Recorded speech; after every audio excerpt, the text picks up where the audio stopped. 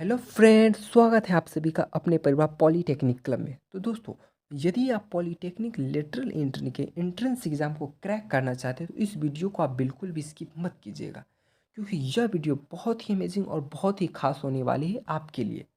क्योंकि इस वीडियो में जो आप चाहते थे वो अब आपके पास आ गया है, यानी कि पॉलीटेक्निक लेटरल एंट्री के रिगार्डिंग हम लोग एक न्यू और फ्रेश प्लेलिस्ट की शुरुआत कर रहे हैं, यानी कि बोले तो एक न्यू सीरीज आ रही है जिसका नाम दोस्तों पावर पैक है।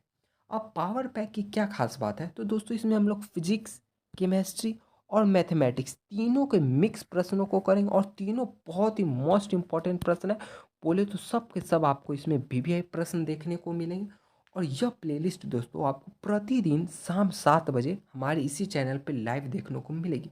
तो दोस्तों आप चैनल को सब्सक्राइब जरूर कर लें और इसकी एक भी वीडियो को मिस मत कीजिए, क्योंकि यदि आप पॉलीटेक्निक लेटरल एंट्री के एंट्रेंस एग्जाम को क्रैक करना चाहते हैं तो यह वीडियो आपको बहुत हेल्पफुल होगा। अगर दोस्तों आपके सभी प्लेलिस्ट को देखिएगा तो आपको पास होने की चांस 100% तक हो जाएगी।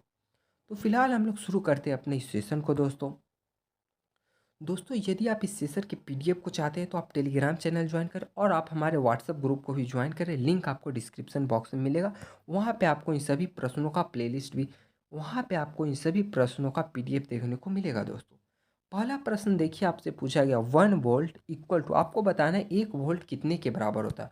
ऑप्शन ए कह रहा है 1 कूलम के बराबर क्या 1 वोल्ट होता है, या फिर 1 न्यूटन पर कूलम के, या फिर 1 जूल पर कूलम के, या फिर 1 न्यूटन पर 1 मीटर के बराबर होता है। तो 1 वोल्ट इज इक्वल टू हमारा होता है 1 जूल पर 1 कूलम, यानी कि बोले तो दोस्तों ऑप्शन नंबर सी हम लोगों का करेक्ट आंसर हो जाए। अब चलते हैं हम लोग प्रश्न नंबर 2 पे। प्रश्न नंबर 2 में आपसे पूछा गया विच of the following is a sorption example. आपको बताना है सॉप्शन का एग्जाम्पल इसमें से कौन सा है। सॉप्शन मतलब दोस्तों होता है सोखना, यानी आपको इनमें से बताना है सोखने का एग्जाम्पल कौन सा है। ऑप्शन ए आपका कह रहा है स्पॉन्ज इन वाटर, या फिर कॉटन डिप्ड इन इंक, या फिर वाटर ऑन सिलिका जेल, या फिर option number D oxygen on the metal surface. तो इस प्रश्न का दोस्तों करेक्ट आंसर हो जाएगा cotton dipped in water. Cotton को हम लोग जब मान लीजिए यह हमारा बॉक्स और कॉटन को हम लोग इंक में डिप करते तो वही हम लोगों का सूखने का एग्जाम्पल है सॉप्शन। सॉप्शन को हम लोग देखिए आगे एक्सप्लेन करते हैं कि सॉप्शन होता है क्या। सॉप्शन एक तरीके से क्या है, तो सॉप्शन हमारा सोखना है, और सोखना एक ऐसी प्रक्रिया है जिसमें सोखना और अवशोषण दोनों एक साथ होगा। यानी आपका सॉप्शन एक ऐसा प्रोसेस है जिसमें एब्जॉर्प्शन और एब्जॉर्प्शन दोनों एक साथ होता है, उसी को ही हम लोग सोखना कहते हैं, यानी दोनों एक साथ होता है। और जो हम लोग इंक में, यानी कि इंक के पॉट में कपास यानी कॉटन को डिप करेंगे वही इसका एग्जाम्पल हो जाता है। दोस्तों अगला प्रश्न नंबर 3 में देखिए आपसे क्या पूछा गया। यह प्रश्न दोस्तों फिजिक्स का है। देखिए हम लोग इसमें क्या पूछा गया आपसे, the electric potential inside a conducting surface. आपको बताना इलेक्ट्रिक का जो पोटेंशियल बोले तो विद्युत विभव इनसाइड अ कंडक्टिंग सरफेस के अंदर विद्युत विभव होता है, कैसा होता है, जीरो होता है, increase from the centre to surface, या फिर decrease from centre to the surface, या फिर remains constant from centre to the surface. तो इस प्रश्न का दोस्तों करेक्ट आंसर हम लोगों का ऑप्शन नंबर डी होगा। क्यों? क्योंकि जो इलेक्ट्रिक पोटेंशियल रहता है ना वो केंद्र से सतह तक स्थिर रहता है, यानी कि वो हमारा कांस्टेंट रहता है। कहाँ से कहाँ तक, तो केंद्र से सतह तक हम लोगों का स्थिर रहता है। अगला प्रश्न में चलिए हम लोग देखते हैं कि क्या पूछा गया। प्रश्न नंबर 4 आपका मैथमेटिक्स से लिया गया, जो कि इंटीग्रेशन से आपसे यहाँ पे इंटीग्रेशन करने के लिए बोला गया है। किसका इंटीग्रेशन करना है दोस्तों, तो आपको बोला है इंटीग्रेट करना है 0 to 2 x² dx का। दोस्तों आपको एक फॉर्मूला पता होना चाहिए इंटीग्रेशन का। कौन सा फार्मूला, तो x⁴n का, कि x⁴n का जब हम लोग इंटीग्रेशन करते हैं तो हम लोगों का क्या आता है। जल्दी से आप लोग दोस्तों कमेंट बॉक्स में बताइए कि इसका करेक्ट आंसर हम लोगों का क्या होगा। तो x⁴n का इंटीग्रेशन करेंगे तो हम लोग का होता है x⁴n+1 डिवाइडेड बाई n+1। अब हम लोग सेम इसी फार्मूले पे इस वाले प्रश्नों को सॉल्व करेंगे। तो चलिए जल्दी से आप लोग सॉल्व करिए और जल्दी से बताइए कि इसका करेक्ट आंसर हमारा ऑप्शन ए, या फिर ऑप्शन बी, या फिर ऑप्शन सी 8/3, या फिर नन ऑफ दी एबव होगा। तो चलिए दोस्तों हम लोग इसको जल्दी से इंटीग्रेट करते हैं। इंटीग्रेशन में देखिए आपको बोला गया था 0 से 2 करना है, और किसका करना है, x² dx का करना है। फॉर्मूला अभी हमने थोड़ी देर पहले दोस्तों लिखा था। तो x² dx का इंटीग्रेशन क्या होगा, पहले हम लोग का लिमिट क्या है 0 से 2 है, और एक्स स्क्वायर बोले थे क्या, एक्स प्लस वन, यानी एक्स का पावर 2 है, यानी 2 प्लस वन कितना होगा दोस्तों, तो 2 plus one 3 divided by n plus one, यानी बोले तो 2 प्लस वन, तो 2 प्लस वन कितना हो जाएगा दोस्तों, 3 हो जाएगा। तो नेक्स्ट स्टेप फिर हमारा दोस्तों क्या होगा, तो नेक्स्ट स्टेप हमारा हो जाएगा एक्स के पावर 3 हो गया डिवाइडेड बाई 3, और लिमिट हम लोगों का 2 हो गया और यहाँ पे 0 हो गया। अब हम लोग क्या करते हैं, upper limit minus lower limit, ये दोस्तों आप लोग इंटीग्रेशन जानते होंगे कि अब हम लोग यहाँ पे क्या करेंगे, upper limit minus lower limit. Upper limit हम लोग का कितना है, अपर लिमिट यानी ऊपर वाला कितना है, तो ऊपर वाला 2, यानी 2 का क्यूब डिवाइडेड बाई हम लोगों का 3 हो जाएगा, माइनस लोअर लिमिट कितना है 0, तो जो हम लोग क्या करेंगे 0 का क्यूब करेंगे डिवाइडेड बाई 3, तो ये हमारा तो 0 ही हो जाएगा, यानी 2 का क्यू करिएगा तो आप हो जाएगा आपका कितना हो जाएगा 8 माइनस 0, यानी करेक्ट आंसर हम लोग का कितना आएगा, तो करेक्ट आंसर हम लोगों का 8 आ जाएगा, 8/3 आ जाएगा, सॉरी। तो चलिए हम लोग देखते हैं कि हम लोग का कितना नंबर ऑप्शन है। तो ऑप्शन नंबर देखिए दोस्तों, सी हम लोगों का करेक्ट आंसर यहाँ पे हो जाएगा। आई होप कि आप सभी ने भी बिल्कुल इसे सही सॉल्व किया होगा। अब हम लोग चलते हैं दोस्तों अपने अगले प्रश्न पर। यहाँ पे दोस्तों इसी का दिखाया गया है कि हम लोगों ने कैसे एक्सप्लेन किया, या पीडीएफ आपको मिल जाएगा। आप इसे हमारे व्हाट्सएप ग्रुप या फिर टेलीग्राम ग्रुप से ले सकते हैं। लिंक आपको उसका दोस्तों डिस्क्रिप्शन बॉक्स में मिलेगा, वहाँ से आप हमारे व्हाट्सएप ग्रुप में ज्वाइन हो जाएं या फिर टेलीग्राम पे ज्वाइन हो जाएं। अब हम लोग चलते हैं अपने अगले प्रश्न पे। अगला प्रश्न में पूछा गया आपसे दोस्तों, ये आपका फिजिक्स का प्रश्न है। मोबिलिटी इज डिनोटेड बाई, आपको बताना है मोबिलिटी को हम लोग किससे डिनोट करते हैं। तो मोबिलिटी को हम लोग दोस्तों म्यू से डिनोट करते हैं, यानी कि ऑप्शन नंबर सी दोस्तों हम लोगों का करेक्ट आंसर यहाँ पे हो जाएगा। नेक्स्ट प्रश्न देखिए, आपसे केमिस्ट्री से लिया गया। पूछ रहा है आपसे, which of the following ore is use for extraction silver, यानी सिल्वर को हम लोग एक्सट्रैक्ट करने के लिए, निकालने के लिए किस ओर का यानी किस अयस्क का उपयोग करते हैं। तो फिगर देख के दोस्तों आप लोगों को करेक्ट हो गया होगा।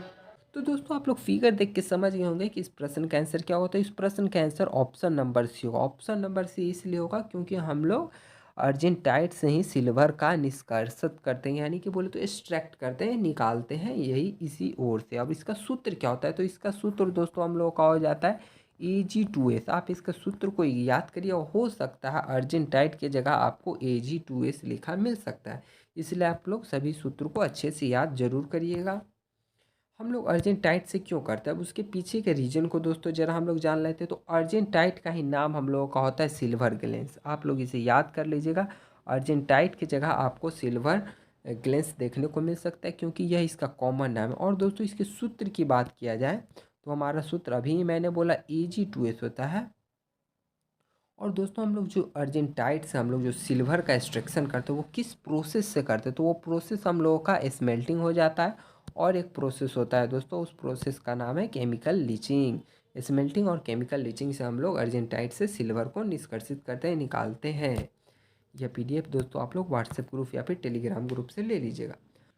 तो दोस्तों अगला प्रश्न आपका देखिए इंटीग्रेशन से लिया गया। यहाँ हम लोग को क्या करना है, तो यहाँ हम लोग को दोस्तों इंटीग्रेशन करना है। इंटीग्रेशन किसका करना है, तो इंटीग्रेशन हमें करना है कॉटेक स्क्वायर एक्स का। तो दोस्तों कॉटेक स्क्वायर एक्स का डायरेक्ट तो इंटीग्रेशन होता नहीं है, तो हम लोग इसे थोड़ा सा चेंज करेंगे। क्या चेंज करेंगे, तो हम लोग ट्रिग्नोमेट्री में एक फार्मूला पढ़े थे कि कॉट स्क्वायर एक्स को हम लोग क्या लिख सकते हैं, तो कॉट स्क्वायर एक्स को हम लोग कॉसेक स्क्वायर एक्स-1 लिख सकते हैं। और दोस्तों यहाँ पे क्या है, हम लोग का इधर dx है, तो यहाँ dx से हम लोग का जो मल्टीप्लिकेशन था वो तो ऐसे ही रहेगा। उसके बाद हम लोग का नेक्स्ट स्टेप दोस्तों क्या होगा, तो नेक्स्ट स्टेप में हम लोग का क्या होगा, इंटीग्रेशन इसके पास भी जाएगा और इसके पास भी जाएगा, यानी कि cosec square x dx minus हम लोग dx का इंटीग्रेशन करेंगे। तो चलिए दोस्तों जल्दी से हम लोग इसका इंटीग्रेशन करते हैं। अब एक चीज़ आप लोग दोस्तों जानते होंगे कि कॉसेक स्क्वायर एक्स का जब हम लोग इंटीग्रेशन करेंगे तो क्या आता है, हम लोगों का माइनस कॉट एक्स आता है, यानी माइनस कॉट एक्स हो गया। और फिर जब हम लोग dx का इंटीग्रेशन करेंगे तो dx का इंटीग्रेशन x होता है। और यहाँ पे जो दोस्तों हम लोग इंटीग्रेशन कर रहे हैं वो कैसा इंटीग्रेशन कर रहे हैं, तो हम लोग कर रहे हैं इनडिफिनिट। क्यों, क्योंकि नहीं आपका यहाँ लिमिट दिया गया है, नहीं यहाँ, क्योंकि प्रश्न में हमें लिमिट नहीं दिया गया है, तो ये हमारा इनडिफिनिट है। इसलिए हम लोग एक कांस्टेंट को ऐड करेंगे, यानी कि c। अब दोस्तों आप लोग समझ गए होंगे कि इस प्रश्न का करेक्ट आंसर क्या होगा, तो ऑप्शन नंबर बी होगा। कैसे होगा, तो क्योंकि कॉसेक स्क्वायर एक्स का इंटीग्रेशन हमारा क्या होता है, माइनस कॉट एक्स हो जाता है दोस्तों। और यहाँ पे एक्स का dx का इंटीग्रेशन x हो जाता है, और एक कांस्टेंट को हम लोग ऐड करते हैं। आई होप कि आपको अच्छे से समझ गया आ गया होगा। अब हम लोग चलते हैं अपने अगले प्रश्न पे। यहाँ पे दोस्तों देखिए सेम एक्सप्रेशन दिया गया है, जैसा हमने सॉल्व किया वैसे ही है, इसका पीडीएफ आप ले लीजिएगा। दोस्तों अभी तक आपने चैनल को सब्सक्राइब नहीं किया तो सब्सक्राइब जरूर करें और बेल आइकन को भी दोस्तों आप सभी लोग जरूर से जरूर प्रेस करें, ताकि हमारी अगली वीडियो की नोटिफिकेशन आपको समय पे मिल जाए। अब हम लोग चलते हैं अपने अगले प्रश्न पे। अगला प्रश्न में देखिए दोस्तों आपसे क्या पूछा गया। अगला प्रश्न भी आपका केमिस्ट्री से लिया गया। इसमें पूछ रहा है दोस्तों, which of the following is not and suitable or, यानी इसमें से कौन सा जो ओर यहाँ पे दिया गया वो सुटेबल नहीं है आयरन के एक्सट्रैक्शन यानी आयरन को फाइंड आउट निकालने के लिए। कौन सा और सुटेबल नहीं है? क्या हेमेटाइट नहीं है, या फिर मैग्नेटाइट, या फिर आयरन पायराइट, कौन सा नहीं है? तो इसका करेक्ट आंसर दोस्तों हम लोगों का हो जाएगा आयरन पायराइट हमारा सुटेबल हम लोगों का नहीं होता है। क्यों नहीं होता है?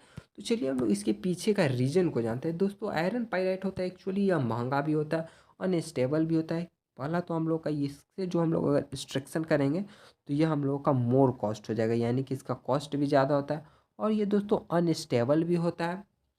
आयरन पायराइट का दोस्तों आप लोग सूत्र को भी जरूर याद कर लीजिए। इसका सूत्र हम लोग का हो जाता है ApH2। इसका केमिकल फार्मूला है। आयरन पायराइट का केमिकल फार्मूला देखिए आपके एग्जाम में 1-2 रहेंगे, इसलिए आप लोग सभी कंपाउंड के केमिकल फार्मूले को अच्छे से याद कर लीजिएगा। और इसके पीछे नहीं, इससे हम लोग एक्सट्रैक्शन करने के पीछे एक और कारण होता है कि सेफ्टी पर्पस। सेफ्टी पर्पस यानी कि इसकी माइनिंग में रिस्क बहुत होते हैं, और एक देखिए महंगा भी होता है, अनस्टेबल भी होता है, इसलिए हम लोग आयरन पायराइट से आयरन का निष्कर्षण बोले तो नहीं करते हैं। यानी इस प्रश्न का जो आंसर था हम लोग का ऑप्शन नंबर डी था। अगला प्रश्न देखिए आपका फिजिक्स से लिया गया। क्या कह रहा है प्रश्न में कह रहा है, what happen to the satellite speed, मतलब सैटेलाइट का स्पीड क्या होगा when the height of satellite orbit gets low, यानी सैटेलाइट का ऑर्बिट अगर अर्थ के पास आ जाएगी तो उसकी स्पीड में क्या फ़र्क पड़ेगा। मानिए ये हमारा अर्थ है, ठीक है, ये हमारा अर्थ है। अब हम लोग दो सैटेलाइट पहले बना लेते। एक सैटेलाइट हमारा यहाँ है और एक सैटेलाइट हमारा यहाँ, दोनों अर्थ की ऑर्बिट काट रही है, यानी कि अर्थ के अराउंड ऐसे ऐसे मूवमेंट कर रही है, और ये भी मूवमेंट कर रहा है। पहले सैटेलाइट हमारा यहाँ था, अब सैटेलाइट बोला है ऑर्बिट गेट स्लोअर, यानी इसके पास आ गया। तो अब सैटेलाइट का स्पीड क्या होगा, बढ़ेगा, इंक्रीज करेगा, घटेगा, या फिर कांस्टेंट रहेगा, या फिर दोनों होगा। तो इस प्रश्न का दोस्तों करेक्ट आंसर है ना, यानी ये जो हमारा सैटेलाइट अर्थ के ऑर्बिट के करीब यानी कि इसके जब नज़दीक आएगा ना तो इसका स्पीड इंक्रीज करेगा, बढ़ेगा, यानी ऑप्शन नंबर ए हम लोगों का करेक्ट आंसर हो जाएगा। अगला प्रश्न चलिए हम लोग देखते हैं कि हमसे क्या पूछा गया। प्रश्न नंबर 10 एक न्यूमेरिकल है। न्यूमेरिकल क्योंकि मैथमेटिक्स का है तो न्यूमेरिकल तो होगा ही। बोल रहा है पीए, यानी आप यहाँ पे आपको पीए दिया गया है कितना है 0.8, पीबी कितना दिया गया 0.5। यह प्रश्न दोस्तों प्रोबेबिलिटी का है। एंड यहाँ पे आपको दिया गया पी/ए का मान 0.4 दिया गया है। पूछ रहा what is the value of P A intersection B. इसे सॉल्व करने के लिए यहाँ पे मैंने दोस्तों आपके लिए फार्मूला लिखा है। ठीक इस फार्मूला पे जल्दी से सॉल्व करिए और कमेंट बॉक्स में बताइए कि इसका करेक्ट आंसर क्या होगा। 0.32 होगा, 0.25 होगा, 0.1 होगा, या फिर 0.5 होगा। तो चलिए दोस्तों हम लोग इसी फार्मूले पे अपने इस प्रश्नों को सॉल्व करते हैं। तो हम लोग का पी ए का मान कितना दिया गया, तो पी ए का मान हम लोगों को दोस्तों कितना दिया गया, पी ए का मान हम लोगों का 0.8 दिया गया, और पी/ए का मान कितना दिया गया है 0.4। इसी फॉर्मूले पे दोस्तों मैं पुट कर रहा हूँ, आप लोग ज़रा ध्यान से देखिए। 0.4 इक्वल टू पी/ए इंटरसेक्शन बी पूछ रहा है, तो इसको हम लोग सेम ऐसे ही छोड़ देते हैं। पी/ए इंटरसेक्शन बी को हम लोग ऐसे ही छोड़ देते हैं, और डिवाइडेड में हमारा कितना है, डिवाइडेड में हम लोग का पी/ए का मान कितना दिया गया 0.8। अब दोस्तों हम लोग क्रॉस मल्टीप्लिकेशन करेंगे, पी यानी ए इंटरसेक्शन बी निकालने के बाद किया जाए तो इससे हमारा मल्टीप्लिकेशन होगा, यानी 0.4 में हम लोग 0.8 से मल्टीप्लाई करेंगे तो हमारा क्या निकल जाएगा, पी ए इंटरसेक्शन बी। तो 0.4 में 0.8 से मल्टीप्लाई करेंगे तो 0.32 आएगा, यानी कि करेक्ट आंसर हम लोगों का हो जाएगा ऑप्शन नंबर ए, यानी कि 0.32। आई होप कि आपको अच्छे से क्लियर होगा। फार्मूला आप लोग याद रखिएगा दोस्तों। यही थी फार्मूला जिसमें हमने प्रश्नों को सॉल्व किया। यहाँ पे उसका एक्सप्लेशन जो कि हमने अभी हम लोगों ने सॉल्व किया था सेम टू सेम यही है, इसे आप देख लीजिएगा दोस्तों। अब दोस्तों अगला प्रश्न आपके केमिस्ट्री से लिया गया, बहुत ही इजी प्रश्न है, सॉल्यूशन चैप्टर से लिया गया जो कि यूनिट 2 है आपका। आपसे पूछा गया what's make a solution, solution कैसे बनता है, यानी कौन सॉल्यूशन बनाता है। यहाँ जो ऑप्शन दिया गया सॉल्यूट प्लस सॉल्वेंट, या फिर सॉल्यूट प्लस सॉल्यूट, या फिर सॉल्वेंट प्लस सॉल्वेंट, या फिर नन ऑफ द अबव। तो फिगर को देख लिए आप लोग, अब जल्दी से कमेंट बॉक्स में बोलिए कि इसका कौन सा ऑप्शन हम लोगों का सही होगा। तो इस प्रश्न का करेक्ट आंसर हमारा हो जाएगा सॉल्यूट प्लस सॉल्वेंट, यानी कि बोले तो ऑप्शन नंबर ए हम लोगों का करेक्ट आंसर यहाँ पे हो जाएगा दोस्तों। तो चलिए दोस्तों हम लोग चलते हैं अपने अगले प्रश्न पे। अगला प्रश्न में देखिए आपसे क्या पूछा है। अगला प्रश्न बोल रहा है if a l m n are the direction cosine of a line. A l m n क्या है, तो ए लेमेन हमारा एक लाइन है, उसका डायरेक्शन कोसाइन है। देन पूछ रहा है तब हमारा क्या होगा, l square plus m square plus 2n square equal to 1 होगा। तो जी नहीं, बिल्कुल भी नहीं। ऑप्शन भी आपका करा है l square plus 2m square plus n square equal to 1 होगा। तो ए भी नहीं। थर्ड हमारा ऑप्शन कर रहा है 2l square plus m square plus n square equal to 1। तो ये भी नहीं, यानी इसका करेक्ट आंसर हमारा हो जाता है l square plus m square plus n square equal to 1। ये आपका वेक्टर से लिया गया था यह प्रश्न।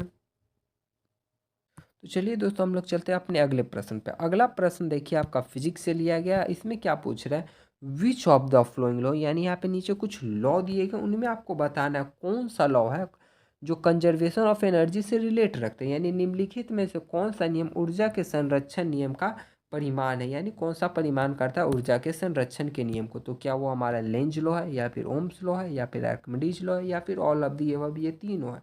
तो इस प्रश्न का करेक्ट आंसर हमारा हो जाएगा दोस्तों लेंज लॉ, क्योंकि लेंज लॉ है वही हमारा कंजर्वेशन ऑफ एनर्जी से रिलेट रखता है, यानी कि ऊर्जा के संरक्षण नियम को परिमाण करता है।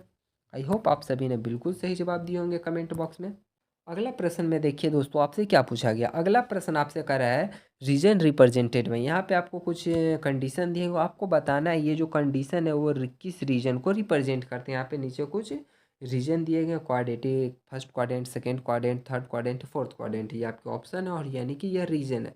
और यहाँ पे जो गिवन इक्वेशन दिया गया है, जो कंडीशन दिया गया वो किसको रिप्रेजेंट कर रहा है। कंडीशन हमारा क्या है, एक्स का जो वैल्यू है वो हमारा जीरो या जीरो से बड़ा होगा, और वाई का वैल्यू भी जीरो या जीरो से बड़ा होगा। तो क्या वो फर्स्ट क्वाड्रेंट में आएगा, या फिर सेकेंड में, या फिर थर्ड में, या फिर फोर्थ में। तो चलिए हम लोग ग्राफ से इसे समझते हैं कि कैसे होगा। एक्स का मान बोल रहा है जीरो या जीरो से बड़ा, तो हम लोग जानते हैं जीरो यहाँ है, और एक्स का लाइन हम लोगों का दोस्तों कौन सा है, तो एक्स का लाइन दोस्तों हमारा ये वाला जो लाइन है ये एक्स का लाइन। तो बोला जीरो या जीरो से बड़ा, यानी इस डायरेक्शन में हम लोग यहाँ से जाएंगे, जीरो या जीरो से बड़ा। ओके। और फिर बोल रहा है वाई का मान भी है जीरो या जीरो से बड़ा, यानी वाई का मान ये हो सकता है, ये हो सकता है, ये हो सकता है, जीरो या जीरो से बड़ा। यानी जो वैल्यू हमारा आएगा वो फर्स्ट क्वाड्रेंट में ना आएगा, जीरो से बड़ा, यानी यहाँ इधर जाएंगे। और फिर बोल रहा है जीरो या जीरो से बड़ा यहाँ आ जाएंगे, यानी जो हमारा वैल्यू आएगा फर्स्ट क्वाड्रेंट आएगा। यानी ऑप्शन नंबर हम लोगों का ये करेक्ट आंसर यहाँ पे दोस्तों हो जाएगा। अब दोस्तों हम लोग अगले प्रश्न पे देखते हैं। अगला प्रश्न फिजिक्स का है दोस्तों। पूछ रहा है Coulomb's law is valid for, बहुत ही मोस्ट इंपॉर्टेंट टॉपिक है दोस्तों। कूलम्ब्स लॉ से कम से कम तो एक प्रश्न आपको देखने को जरूर मिले, या फिर इससे एक आपको न्यूमेरिकल देखने को मिले, या फिर इससे एक सब्जेक्टिव, या फिर इसका एक क्या बोलते हैं ना, इससे कुछ ना कुछ एक प्रश्न आपको देखने को मिलेगा। मैं आगे बताऊंगा कौन कौन से प्रश्न इससे बनते हैं। बोला Coulomb's law is valid for, तो कूलम्ब्स लॉ आप गांठ बांध के याद कर लीजिए। कूलम्ब्स लॉ हमारा सिर्फ पॉइंट चार्ज के लिए वैलिड होता है, यानी कि ऑप्शन नंबर ए हमारा करेक्ट आंसर हो जाएगा। यहाँ पे कूलम्ब्स लॉ का फॉर्मूला दिया गया। इस फॉर्मूला से दोस्तों देखिए न्यूमेरिकल बहुत सारे बनते हैं, और इससे एक न्यूमेरिकल तो आपके एग्जाम में रहेगा, इसलिए आप लोग याद कर लीजिए। एफ बराबर होता है 1/4 pi epsilon not into Q1 Q2/r²। Q1 Q2 हमारा चार्ज है, और R इन दोनों चार्ज के बीच का डिस्टेंस है, और 1/4 पाई एप्सिलॉन नॉट के है, यानी कि बोले तो इसे कूलम्ब्स कांस्टेंट भी कहते हैं। और इसका दोस्तों वैल्यू होता है, इस वैल्यू से भी आपके एग्जाम में ऑब्जेक्टिव पूछ लिया जाता है, और एक बार पूछे भी जा चुके हैं कि कूलम्ब्स लॉ कांस्टेंट का मान कितना होता है। इसे दोस्तों आप याद जरूर रखिए, 9 × 10⁹ न्यूटन मीटर स्क्वायर पर कूलम्ब स्क्वायर। इसका ऐसा यूनिट भी एक बार आपके एग्जाम में पूछा जा चुका है। और Q1 Q2 हमारा क्या है, तो Q1 Q2 हम लोग का चार्ज है, और R दोनों चार्ज के बीच का हमारा डिस्टेंस हो जाता है। तो दोस्तों आज के इसी अमेजिंग प्रश्नों के साथ हम इस वीडियो को एंड करते हैं, और आने वाले अगले वीडियो आपको कल शाम 7 बजे आपको देखने को मिलेगा। तो चैनल को सब्सक्राइब जरूर करिएगा। यह हमारी कुछ प्रीवियस वीडियो है जिसे आप लोग जरूर देखिए, आपके एग्जाम के लिए बहुत हेल्पफुल होगा। और दोस्तों इस सीरीज में आप कितने प्रश्न चाहते हैं, 25 या 30, आप लोग कमेंट बॉक्स में बता दीजिए। अगर टाइमिंग में भी कोई चेंजिंग चाहते हैं तो आप लोग कमेंट बॉक्स में बताइएगा, या फिर आप व्हाट्सएप पे मैसेज कर सकते हैं। आपको ग्रुप का लिंक डिस्क्रिप्शन बॉक्स में मिल जाएगा, और आप वहाँ से PDF भी ज़रूर ले लीजिएगा। फिलहाल दोस्तों हम लोग मिलते हैं अपने अगले वीडियो में। हमारे साथ बने रहने के लिए आपका बहुत बहुत धन्यवाद।